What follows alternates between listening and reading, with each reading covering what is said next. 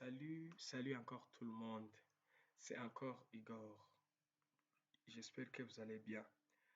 Alors, cette fois-ci, je vais vous montrer comment on peut réduire la taille de nos documents.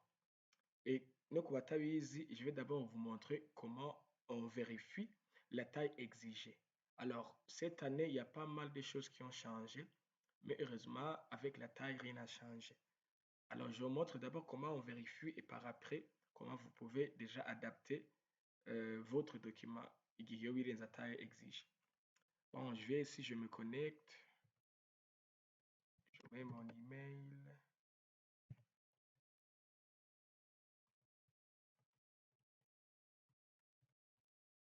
je mets le mot de passe.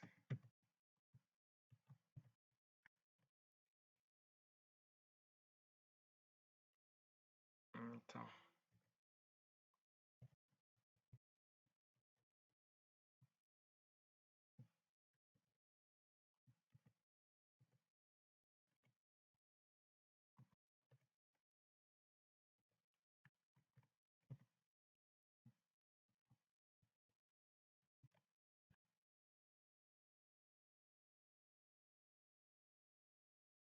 Ok, je suis connecté. Je viens ici sur Je suis candidat. Je clique dessus. Ici sur Je suis candidat. Après avoir cliqué dessus, je viens ici sur Je saisis mon dossier. Après avoir cliqué sur Je saisis mon dossier, je vais ici Je saisis mes informations personnelles. Et puis je clique dessus.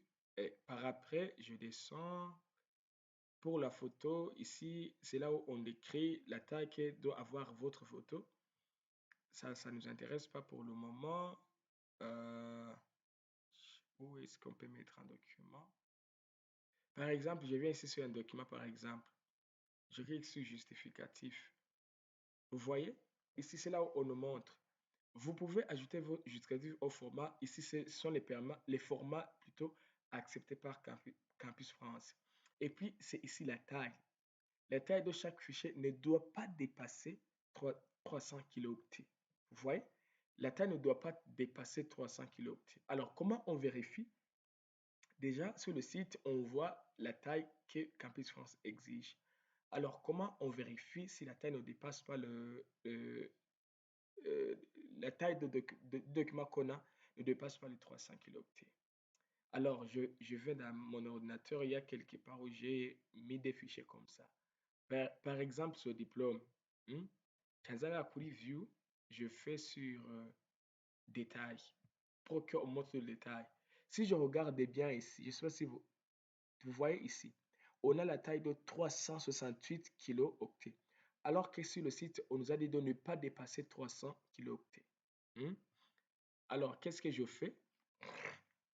Il y a les trois sites qu'on peut utiliser. Il y a le I Love PDF, comme on l'a dit, ces sites ici. Est-ce que je les ai mis? Ah, ok, quelque part ici. Je crois que j'ai. Ah non, pas ici. Ok. Vous pouvez utiliser ces trois sites ici. Hmm. Ces trois sites ici, vous pouvez les utiliser. Ils sont bien. C'est vrai. Ok. I love PDF. Je vais le mettre ici en bas dans la description. Vous pouvez aller les cliquer dessus et vous allez aller directement. Alors, on va utiliser celui-ci. I love PDF. J'ai conservé le link pour aller plus rapidement. Ou bien vous pouvez écrire tout simplement I love, I love PDF tout simplement. PDF. Je vais entrer. Ici, je vais chercher ici compresser PDF. Vous voyez, il y a convertir en Word, fusionner des fichiers. Il y a ici, il y a compresser PDF. Je vais cliquer sur compresser PDF. Après avoir cliqué compresser PDF, on va me donner cet onglet ici qui dit sélectionner le fichier. Je vais cliquer dessus. Après avoir cliqué dessus, je vais aller dans mon ordinateur. Je vais chercher le fichier en question. Alors, j'avais mis dans Desktop Campus France 2022. C'était ce bulletin-là, celui-ci. Hein? Vous voyez, si je mets dessus le curseur, on montre qu'il a 367 kilooctets, alors qu'on nous exige 300 seulement. Alors, je fais Open, j'importe le fichier. Après l'avoir importé, je viens ici sur Compresser PDF. Je clique dessus. Après avoir cliqué dessus, j'attends quelques secondes. Et voilà. On me montre que le fichier a été compressé à 55%. Donc, le fichier était à 367 kilooctets. Maintenant, elle est à 160. Le fichier, il est à 167 kilooctets. Donc, j'ai pu le réduire. Et puis, je vais le télécharger. Je vais l'ouvrir. Et vous remarquez que même c'est lisible. Vous voyez que c'est déjà lisible. Alors, c'est pas. Vous voyez que c'est déjà lisible. Mon fichier est lisible, mais malgré qu'elle est compressée. Alors, merci. J'espère que cette vidéo va vous aider.